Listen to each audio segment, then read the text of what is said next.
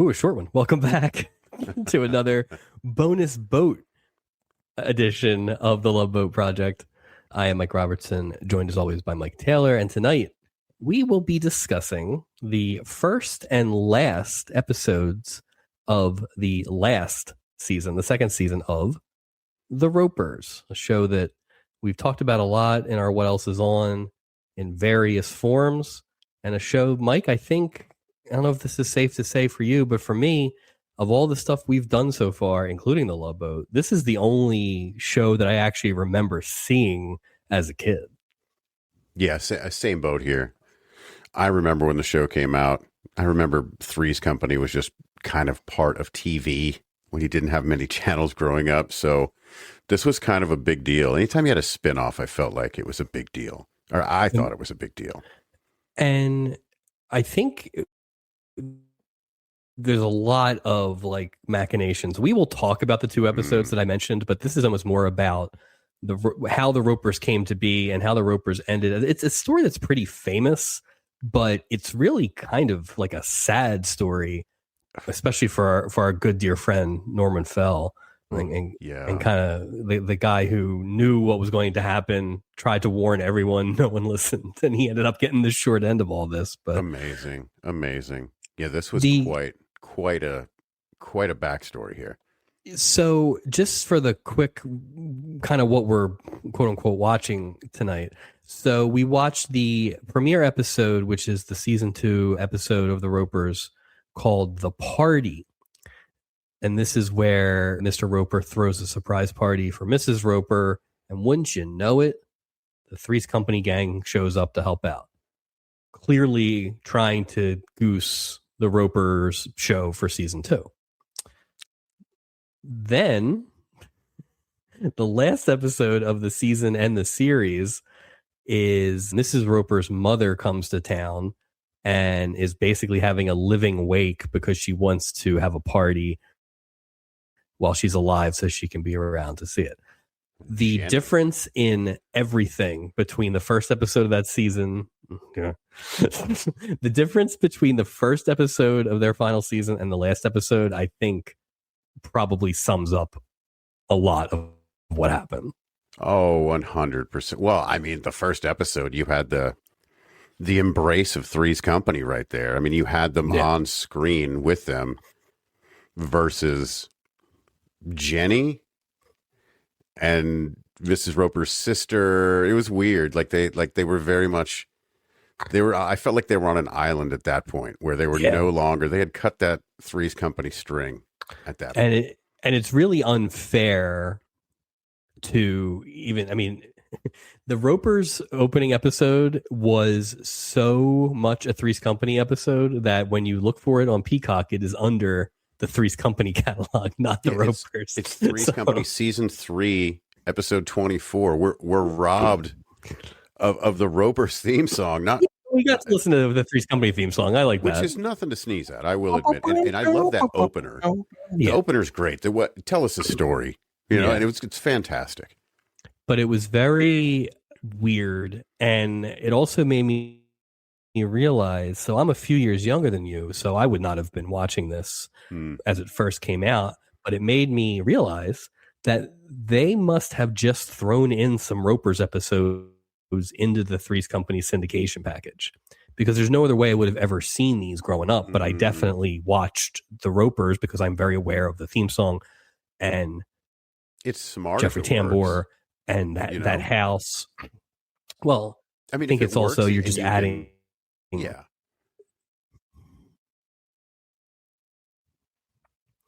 But it was interesting in a number of ways, some good, some bad. But I think before we talk about however much we're going to talk about those episodes, we should probably kind of talk about how we got there, which again is a pretty famous story, but kind of a sad one. It is a sad story.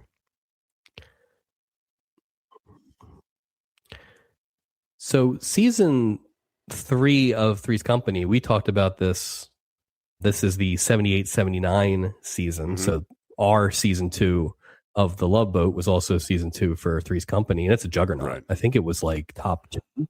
Might have been the top rated show in the country. Like, it was a monster. Well, And it what was would dominating happen back? that Tuesday night ABC sitcom lineup. So you had Happy Days at 8:30, Laverne and Shirley, 9 p.m. Three's Company, and they put the Ropers right at that 9:30. Like, what a sweet spot. Totally setting them up for success. Right. And it worked. When we did the ratings review last season, they were top 5, top 6. They were When we did it this year, got well. I was gonna say the very first season for the Ropers, they were they finished at number 8, very high for a brand new show. yeah. For the 78-79 season. But to your Right. point, it wasn't nearly at the bottom. I think it was in the bottom 5 of the ratings when they did move it to Saturday nights at 8 p.m. Yeah, which is how we kind of, stumbled across it this season. And we noticed that at some point it got moved out of the 8 o'clock spot, and not for great shows, right? Like No. for shows that came and went too. The juggernaut that was Three's Company remained, but once they moved out of that night and that time slot, it was death. It was absolute death.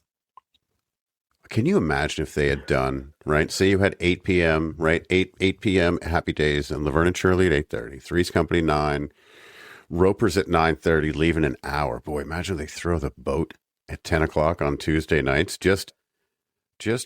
I mean, It's so funny because we're obviously doing our show, in a much different context than it was Sure. originally aired. yeah. But it does feel like a Saturday night show, whereas the Ropers does not feel like No. a Saturday night show. I don't Saturday so- night's just not a sitcom show, in my opinion. Like, it's a bigger, really that's why isn't. I Chips agree. is on. That's why BJ's on. Well, even Friday nights, you had Dukes of Hazzard, you had Dallas. Friday night wasn't a big sitcom night, but those, No.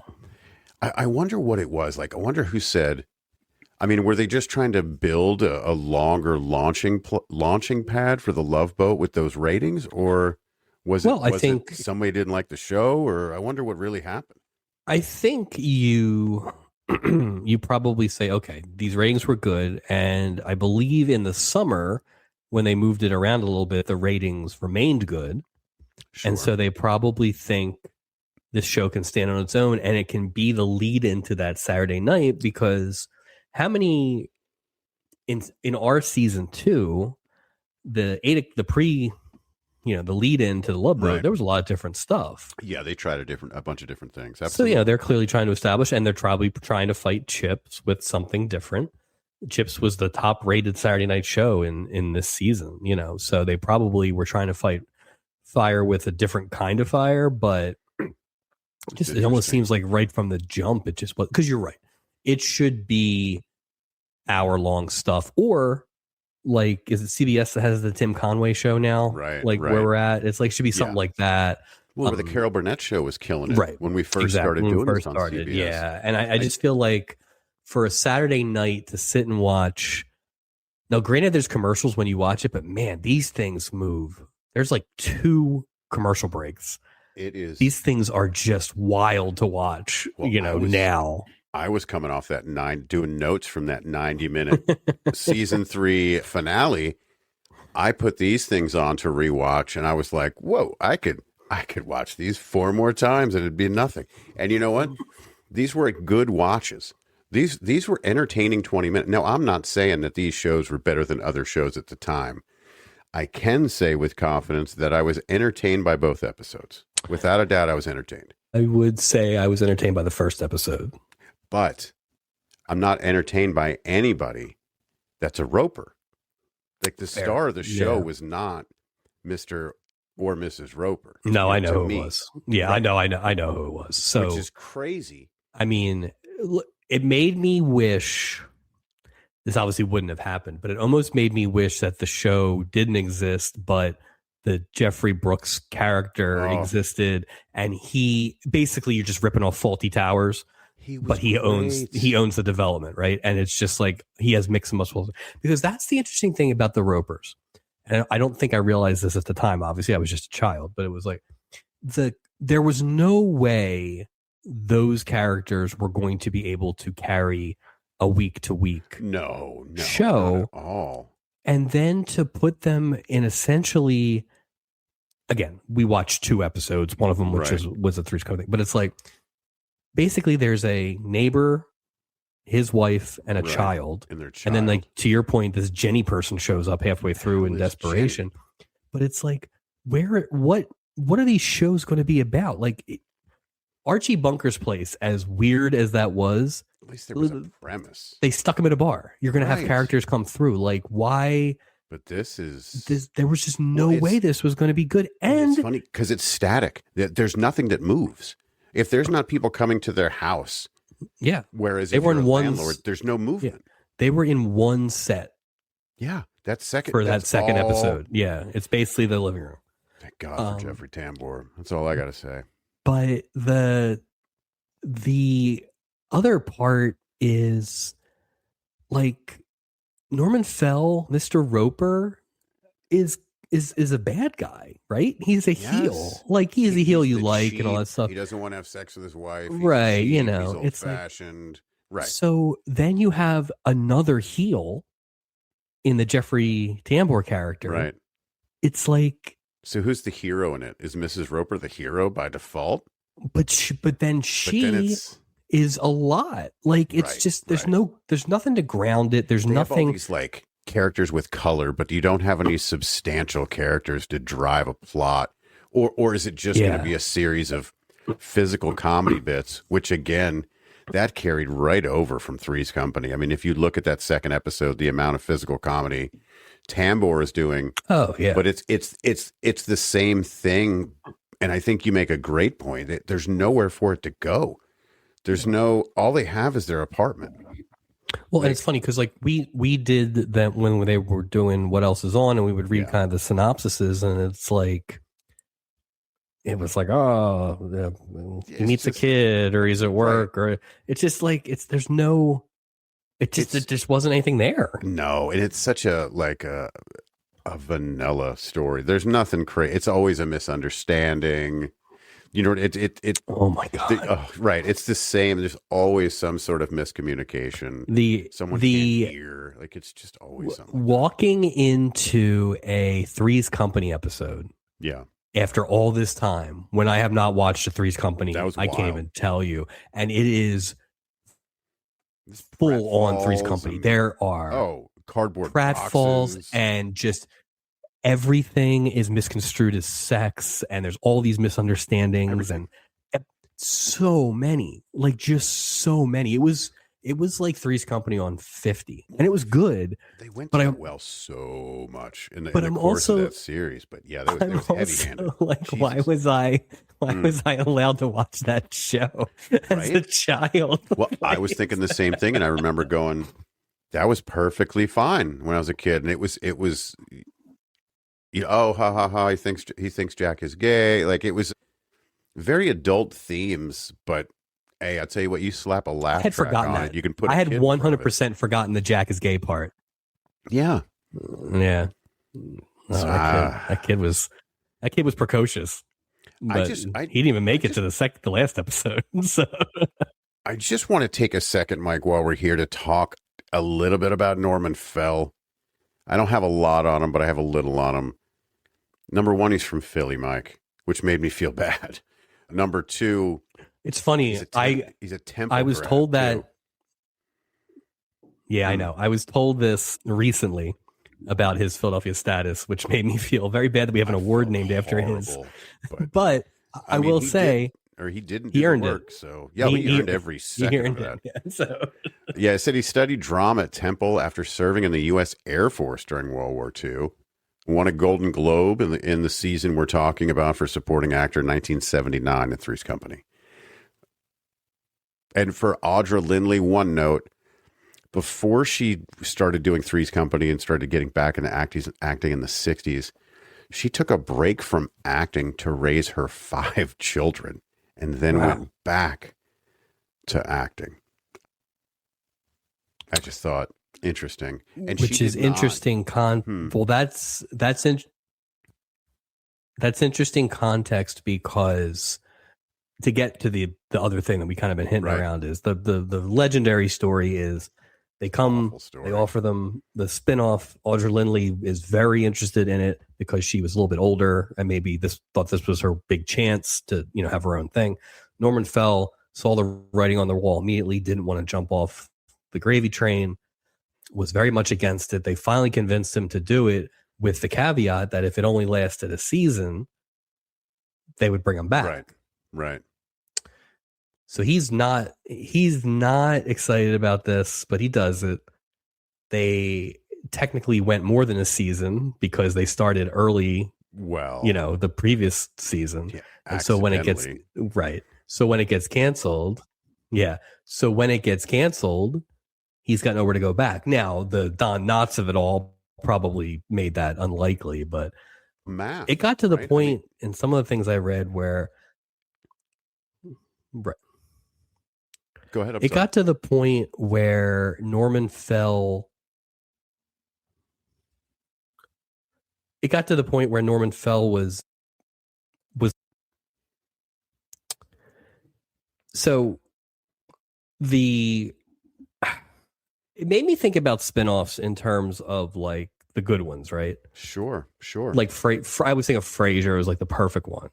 How about Three's a Crowd? No? It was funny. I saw that was available on Peacock. I did. So we may do that in a few years. But it just made me think of like when they did Frasier, they stuck it behind Seinfeld, which was behind Cheers initially. Like it was a good time slot to build up for a few years.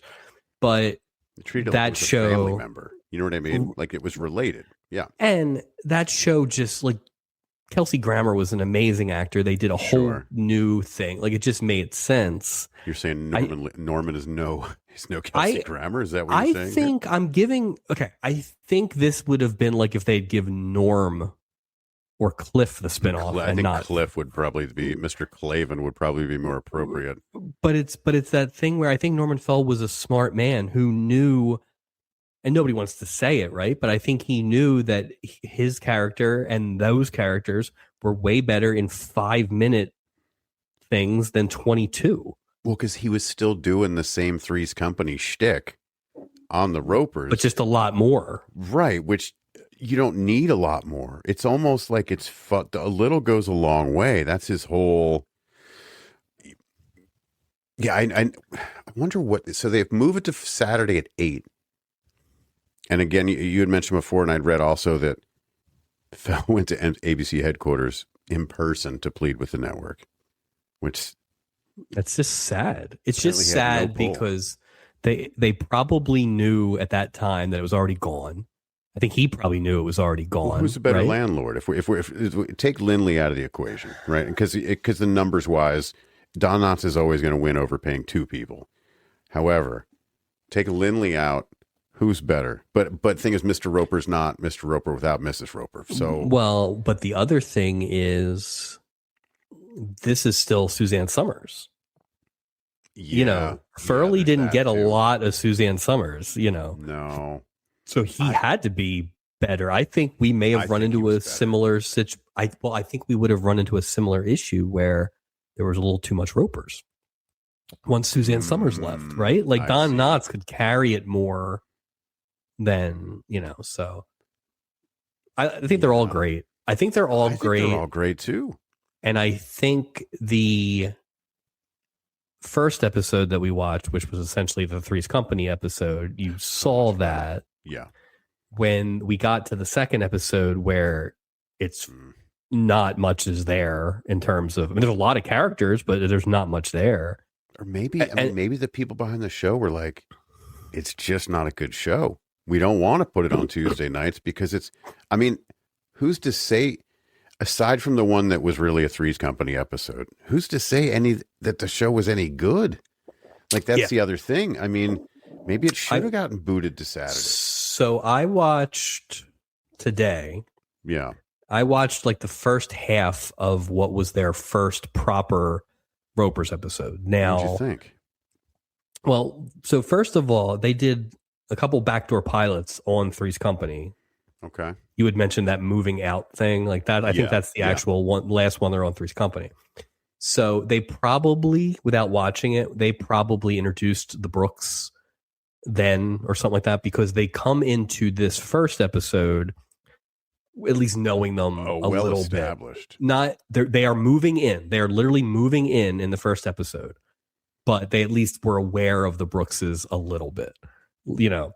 And it's kind of like what it is. And of course, there's like, oh, the Brookses are having the congressman over for dinner, and here come the Ropers. Like, it's just, you know, and that's fine.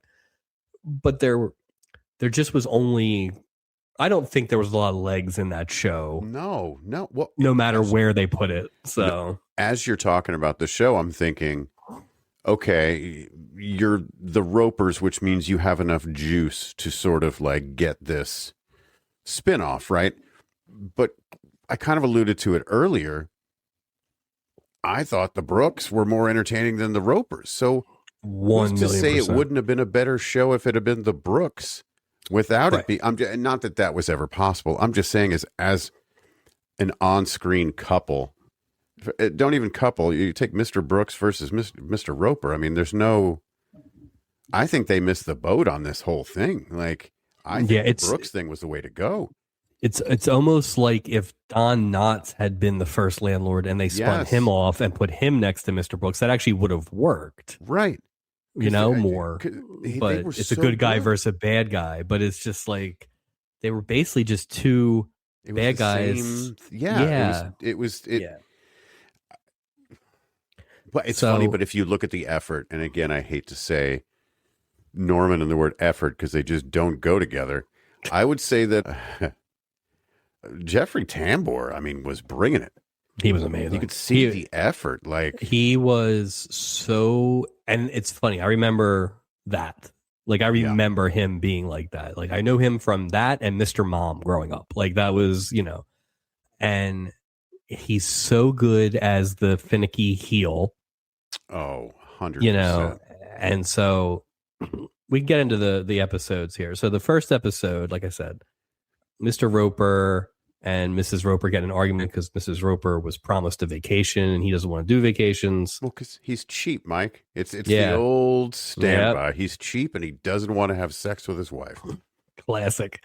So after talking to the Brooks' precocious child, he figures out surprise party. That's what we'll do. But he doesn't want to do any work because he's also lazy. You brought up the precocious child, and I'd be doing a disservice if I didn't bring this up. Let's talk about sitcom bowl cuts on kids. Mike, can you give me 3 television stars of this era, right around this era, that are famous for their bowl cut? And please, if you could give me actor, show, character name. All right, so Adam Rich on 8 is Enough. Yes. Who I don't know the character's name. I forget. Yeah, I don't know. Sam from Different Strokes, who would later go on to be in Salute Your Shorts. Actor's name? It's funny. That's the second one I have written down right here. Danny something? Danny Cooksey. How about that? And there's one more to see if we have a match here. God, is it the kid with the glasses I can't think of?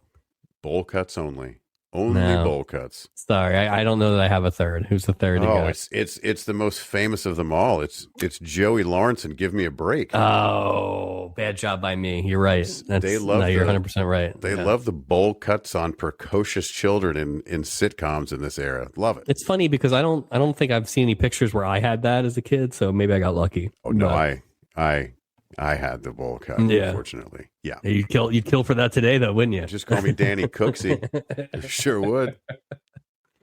So Norman Fell gets on the horn and he calls the old apartment. Chrissy, Suzanne Summers picks up. So we just talked about this in our last Love Boat episode about phone acting. Mm-hmm. No, this actually lends itself more to your point that the actor was the problem, not the writer last week, because Suzanne Summers is doing similar repeating but she's just doing it way better. So maybe I was wrong. No. The acting we're going to see in this episode is amazing. Yeah. And when I say acting, of course, I'm referring to physical acting. I'm not talking about words. Come on. So she is talking to Mr. Roper. He wants them to come help. So there's a bit of a tension between Roper and Jack which I had forgotten about. But basically, Janet and Chrissy are going to go over and help teach him how to disco. Not until Janet needs a shower as soon as she gets there. Well, Jen had to run 8 miles. So, which now you have way more California experience than I do. Is that like always a good running? Just because it's 8 miles away, it's not like highway. That's not even runnable. I mean, I guess technically, theoretically, it's runnable, but that's not she would be drenched from head to toe if she ran in Santa Monica. If she ran 8 miles. Come on. Well, she was drenched from head to toe pretty much. Yeah, but she's just delayering. Her hair would have been a wet, matted mess, not the dry female bob she sported. Joyce DeWitt, former star of the Love Boat. Probably not a stubby nominee. No, no. We should point out this year. I don't know. Yeah. Yeah, she was. We should point out there are 2 stubby nominees in this first episode, and then one person who has a stubby named after them, and then probably a stubby nominee coming up. We have apologized for not nominating Suzanne Summers in our first season. That was the first episode we ever did. We clearly didn't know what we were doing. We didn't know. But she was really good. She was great. Anyway, it turns into a Three's Company episode because Chrissy and Janet go over to help out. Mr. Brooks sees all this. He thinks there's going to be an orgy. Well, Janet comes down in just a towel and teaches him how to disco dance. I mean, yeah. So, but of course, Mr. Brooks is looking through the window while pretending to water the plants, and he wets his pants, and then he's out there in boxers. It's classic. Well, he's out there in boxers and sock garters, which sock garters equals comedy. It is true. What is he, a scientist? This guy. I like how he forgot. Like he forgot he was just in his shoes, socks, sock garters, shirt, vest, jacket, and tie only. It just made me laugh. I love dumb physical comedy like this. I think my favorite part of that episode was the John Ritter, Jeffrey Tambor, Patty McCormick kind of bit in their kitchen. I thought that was like the best part. Well, the Cirque du Soleil act that John Ritter did with that giant cardboard box was pretty amazing. That was great. He caught Patty McCormick falling off the thing. John Ritter's amazing. Tambor is just so offended that she doesn't even know the name of the bag boy that she's having an affair with. Like it was really good. It made me. The chemistry between Tambor and Ritter was really jumped off the screen. And I think Jeffrey Tambor eventually would guest star as different characters on a few Three's Companies. Hope so. Sure. But it's like, it made me wish that they had, he should have been the guy that bought Jack's Bistro instead of that weird guy with the beard something. Yeah. But he was amazing. Yeah, it was great. And shout out to our girl, Patty McCormick, former stubby nominee for Best Horn Dog. She is a great mom. She got a lot of good zingers in. She was good. But you're right. It was just so many miscommunications, so many sexual innuendos, so many double entendres. But then the whole episode ends because Mrs. Roper missed her surprise party because she got locked in a gas station bathroom. Yeah. Which is just what are you really doing, Audra Lindley? What's going on? She was on an island. Yeah. So she was looking for John Astin. Or that's what happened to Julie in season 6. I couldn't make it because that's terrible. Sorry, Julie. Poor, don't besmirch Julie. I'm sorry. I don't know why I said that. I take that back. One thing I did notice, and I think it's that formulaic, much like the bowl cut, they had a thing back then for matching a leading male character who wasn't exactly like a looker with a much better looking wife. Examples are in Belvedere, Bob Uecker and his wife. It always shakes out that way. No different here. This was not a balanced cut. Like these guys would never be together. There's no way. Like, no offense to Mr. T, but I don't know. Maybe he had hair when. If he had hair, you wouldn't say anything. Oh, no, I don't discriminate based on how follically challenged you are. That's just... So do you think Jeffrey Tambor is less attractive than Billy Barty's child who Patty McCormick went after on the boat last year? God. Remember, she wanted to have 16 kids. She did. Billy Barty. Yeah, I need some time on that one, Mike. I'm going to need some time and some scratch paper to figure that one out.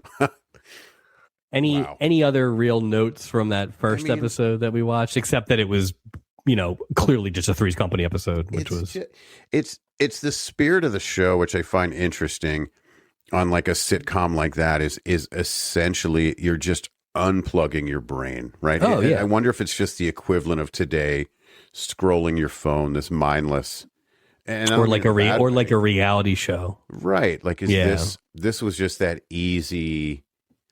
You didn't have to think too much. Just going to make you laugh, might not, but it's just like this easily digestible form of entertainment, which was fun. I mean, it was fun to watch that. Yeah, like it was, regardless if it was good or bad or whatever. I'm not gonna ruin things I used to like by being a critic about it, right?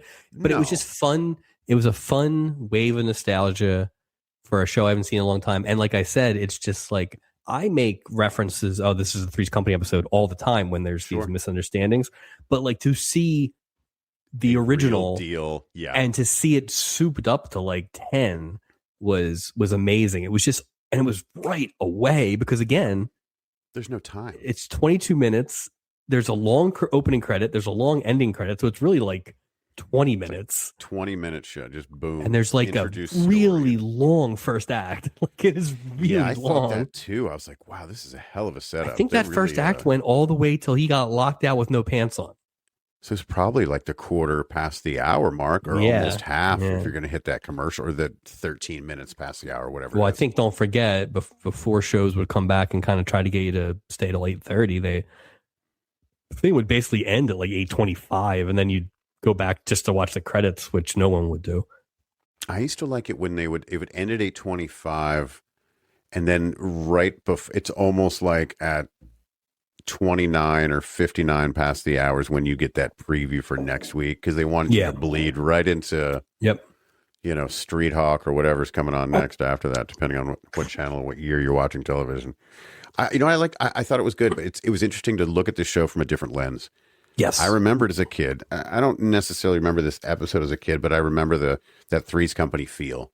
Yeah. As far as this first episode. Well, and again, you walk right into that and Jack on the bike and everything. It was just, because I will say this, I don't remember when in my life I was definitely a child. I don't know what time of day. My guess is it was like maybe after school, but like there was a double shot of Three's Company on syndication every day. So I have seen all the Three's Companies like a lot. So that is a very formative show, which again should not have been viewed by a 6 or 7 or 8 year old after school. It's probably why I'm so normal and adjusted today. Well, it's interesting. So that first episode, right? Obviously, because it had the Three's Company, intro and the Three's Company people and all this other stuff. It made you feel a certain way, nostalgia. However, when you get to that next episode, that is a very different show. And it feels completely different. It feels detached from the Three's Company world. Yeah. Because you don't know anybody. Like there's no common thread between the two other than the Ropers. There's some girl named Jenny who apparently doesn't get changed to go to parties. It's just weird. And thank God, I thought Jeffrey Tambor did great, but other than him, it was just. Yeah. Well, you want to talk about the theme song first? Because that's what we actually get first. It's the greatest theme song in the history of theme songs. And I really wish I wanted to be able to play it this week but I don't want to get yanked down for such a. Get brought down by the estate of Norman Fell. Well, they're already mad at us, Mike. We're already on their radar, so I don't need to. I'm going to really get in trouble from Temple. They're going to be. The Alumni Association is going to come after me. Oh, boy. Gritty's going to show up just representing Philly. Oh, boy. We don't need that. So the conceit of the second one, it opens with Mrs. Brooks and Mrs. Roper and the aforementioned Jenny are doing exercise. And again, we have to work on our bust. A lot of bust talk in this. Talk about some bust in this episode. Both episodes. They went to that well like 4 or 5 times. Yeah. It was just like, okay. So Jenny is leading this, much like Julie leads the exercises on the boat. So they were the same exercises, Mike. They're doing the same. I think they were actually. I think it's how Gordon Jump got hurt last week. So I looked this up in my when we were supposed to do this episode a few months ago, and so Yeah. I looked it up then. I didn't look it up today, but I believe the storyline with Jenny is that like she was living in their storeroom or something like that. Like it was like Oh, something God. weird, like, you know. She's a stowaway, like that kid who I became Blood think Brothers that's- with I think that's what it is. She's was Charo. Pepito. Is she Pepito this show? But clearly, like, I mean, it's only What do you- one season, and they bring her in because they clearly thought they needed like another character, right? Like this is probably essentially them just trying to find storylines. Oh, I'm surprised they didn't bring Danny Cooksey in.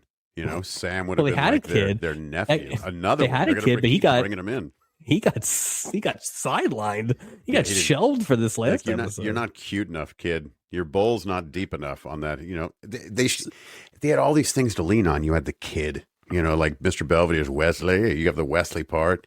Oh, You this got kid was no Jenny. Wes. This kid was no Wesley. No, though. he's no So- Wesley. Don't. He's no Danny Pintaro either.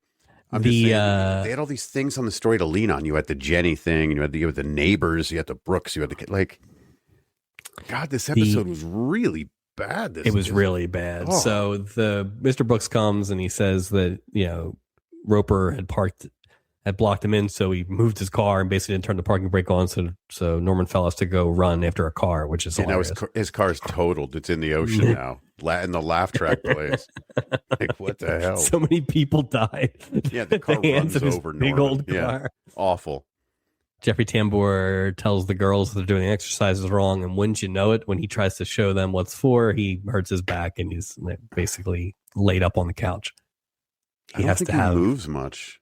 Once No, he gets settled they in that moved chair. him, yeah. Which is also like, all right, so this is everybody was checked out. Like Jeffrey Tambor's like, I'm not gonna walk in this episode. No, So, no, I'm not. Yeah.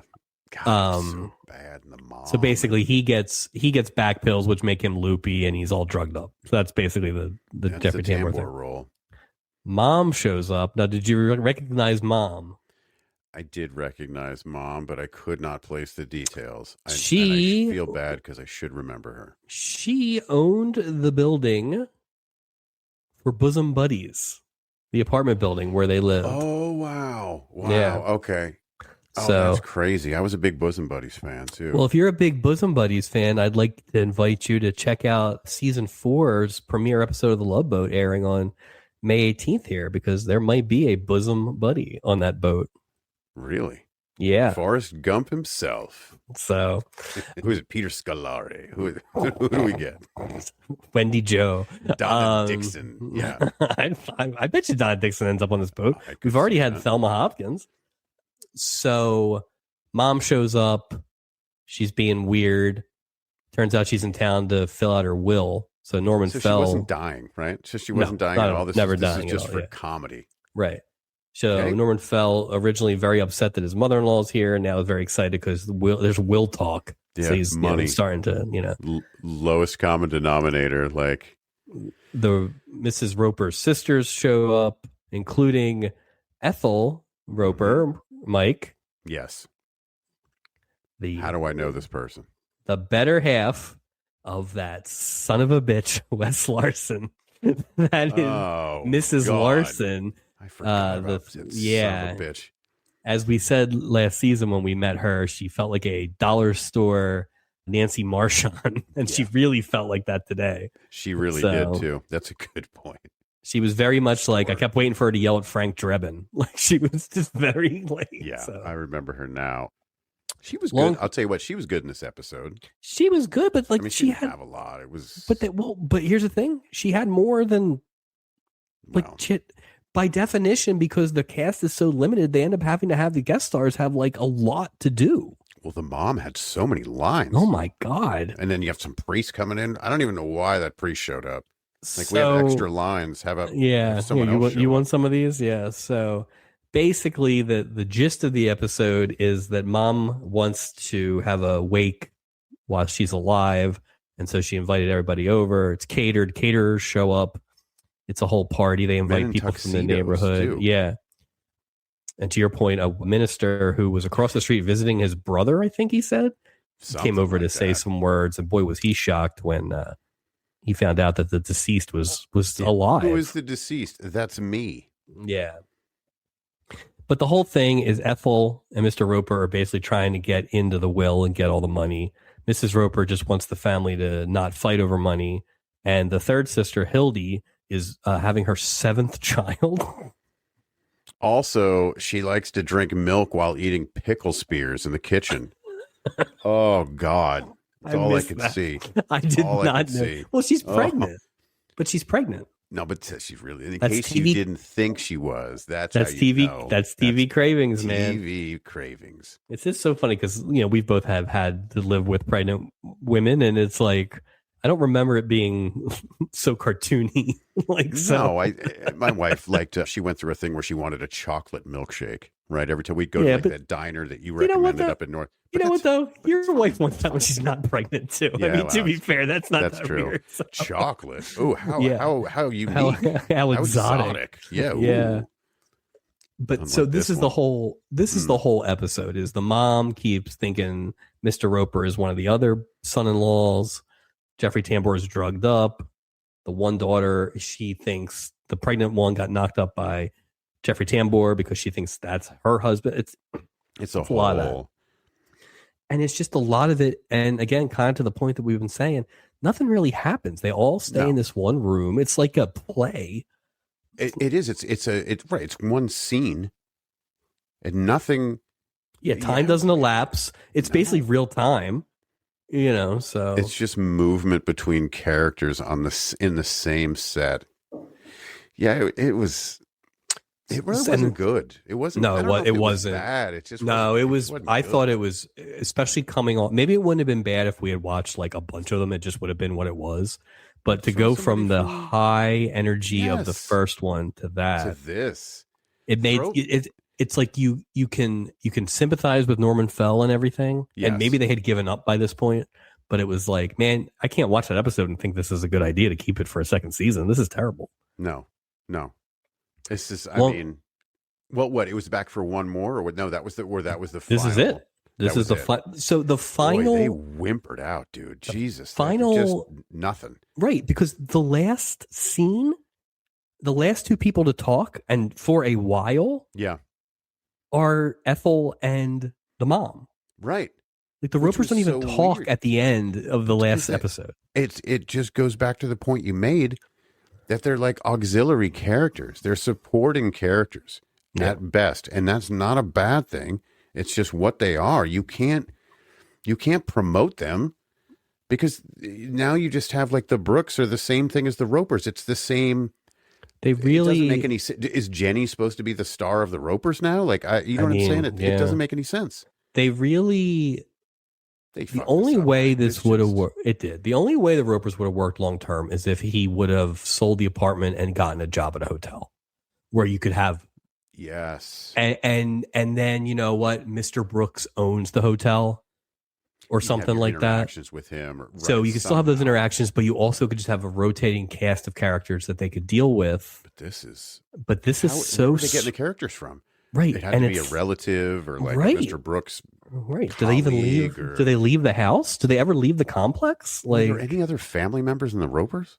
Like cousins? I'm just wondering, like, how else you have interactions? I have no idea. Beyond like wacky neighbors. Yeah. It was disappointing, and it kind of left me with a bad taste of the Ropers, which made me sad too. So. Well, it killed me too as we watched these episodes, and I was kind of like looking at the story. You know, they told him he could come back if in a year. What was it? The actual? If the show gets canceled within a year, in the first year or whatever they said. Oh yeah. If the show were to be canceled prior to that year, then Fell would return to Three's Company. But Lindley did not request the same thing.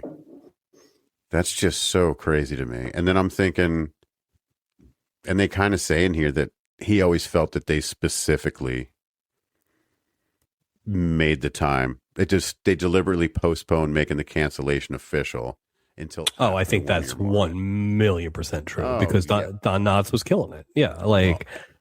And the person who came up, the producer who came up with the idea of this spinoff, right, was fired. After that, not as a result of this, of doing the spinoff, but in the course of that year, well, he was hired at NBC. So Norman Fell thought that this guy who came up with the idea of this spinoff, and maybe that's where it lost its luster, is the guy behind it's gone.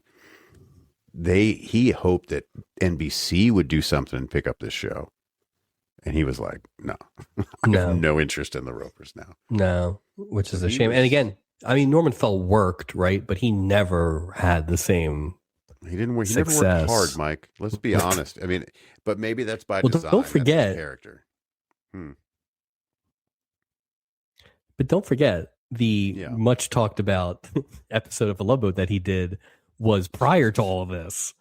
Like he probably knew it was happening, but like be happier. Yeah, this was like, that was back in like it was 70. Well, not if he started to get approached about it. Oh, so he probably so that was the big right. So that's like he probably was like they probably talked to him about it as he was about to go on the show. That's why he did like nothing. Literally, he's backstage, and so he's just like, "Nope, I'm not doing anything."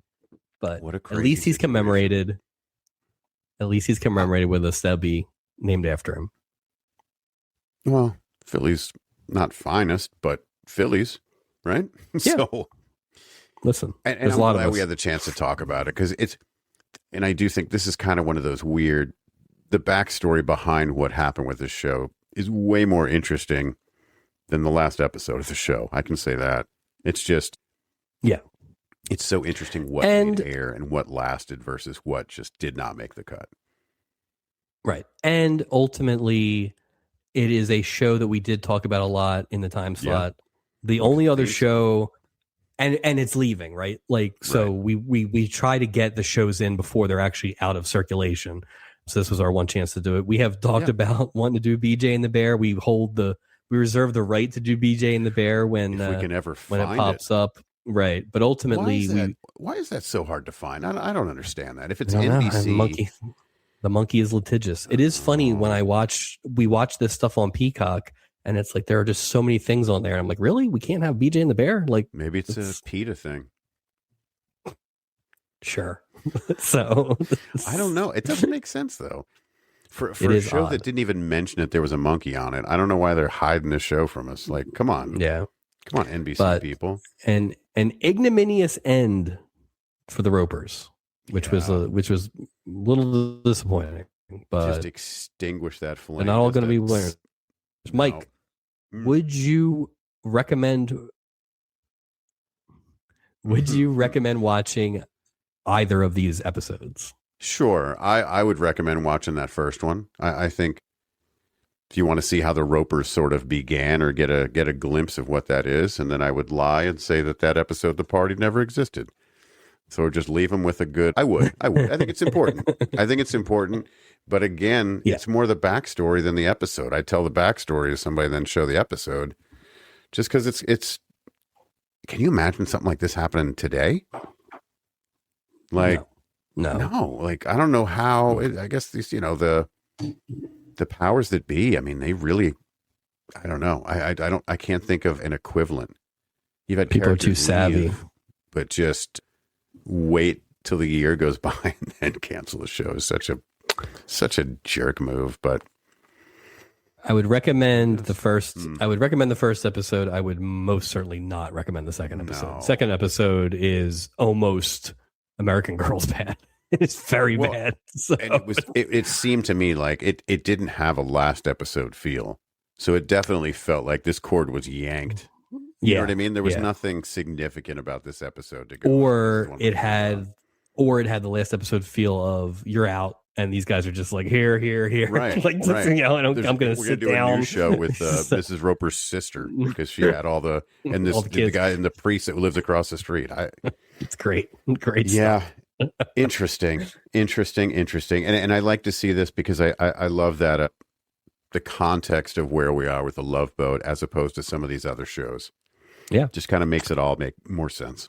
Yeah. And who knows, like next season when we have our first episode, it'll be October because of the writers and actors strike. Mm-hmm. So, but we assume we will have new shows and, we will find shows that maybe, we have to do a bonus episode about because they're things we talk about a lot on What Else Is On. But this was the first one that I actually had some history with, and it probably ruined my history with it. So I'm kind of sad that I watched it. Thanks, but no thanks. Yeah, no, I'm glad we were able to talk about it. Yeah. Our next episode on the 4th of May will be the Stubbies, the third annual Stubby Awards. Some of the people in this 2 episodes that we watched could be nominated. More than likely one person will be nominated, Yeah, but probably just one. It is possible, but those are coming up. And then our season 4 premiere is 2 weeks after that on Monday, May 18th. So we are right back at it with our 4th season, which includes a pair of 2-parters in the first 4 episodes. I saw that. I was like, oh no. That's why you're getting a bonus episode now, because you sure as hell I'm not getting a bonus episode in the middle of that. Time. Oh boy. Well, we did this to ourselves in taking this project on. So we did. But I'm glad we did this, as always, and I do like getting to see stuff that we haven't seen, but also stuff that we had, to see if it holds up to the test of time. And we'll always have Norman Fell on our Stubby ballot every year. Good old Norman. Any last thoughts, Mike? No, but I think we owed this to Norman. We owed this to Norman. You know, I feel that from a Philly guy. You know, we name a lack of effort award after him. We had to try to. Yeah, we had to try to make it right, I guess. Exactly. And, you know, we got a couple of his classic Fell laughs, but we didn't get the camera deadpan. No, it's my which I was sad about. But we at least got some of that stuff, which was good. And you got your theme song. So I did. Greatest theme ultimately song ever. It's a win. But I'm good with it. And that's the last we'll talk about the Ropers. Unless Three's Company shows up on a Saturday night, which I guess is possible. Or Three's a crowd, who knows? I think Mrs. Roper pops back on the boat a few times. So, I do. I think so. Yeah. I think 2 more times, if I'm not mistaken. And I hope Patty McCormick does as well. I don't know about Tambor, but it'd be great if he did. Oh, but I was thinking that too. Please show up. He might be too established by the time. I'm going to start a petition. Yeah. Yeah. Anyway, that's it for this bonus boat episode. Thanks for joining us. We will see you in black tie on the red carpet for the Stubbies on May 4th. For Mike, I'm Mike, and we'll see you next time. Hi, everyone. It's Fred Grandy. And I'm Ted Land. And I'm Jill Whelan. And you may remember us from your favorite TV show, The Love Boat. And now we're back together and ready to embark on a brand new adventure. Each week on the Love Boat podcast, exciting and new, we'll be joined by old friends, favorite guest stars, and more to share stories from our time aboard the Love Boat. And let's be honest, anything that pops up into our heads. We have too many stories to tell. We've had so many amazing guest stars on the Love Boat, people who became lifelong friends. And so, we got together with some to laugh, to reminisce, and to swap stories about life on set and the bonds that still bring us together decades later. Friends like Loretta Swit and Jamie Farr, Cynthia Lauren Tweez, Morgan Fairchild, Jimmy Walker, and more. We can't wait to welcome you aboard. Listen to the Love Boat podcast every Saturday wherever you get your podcast.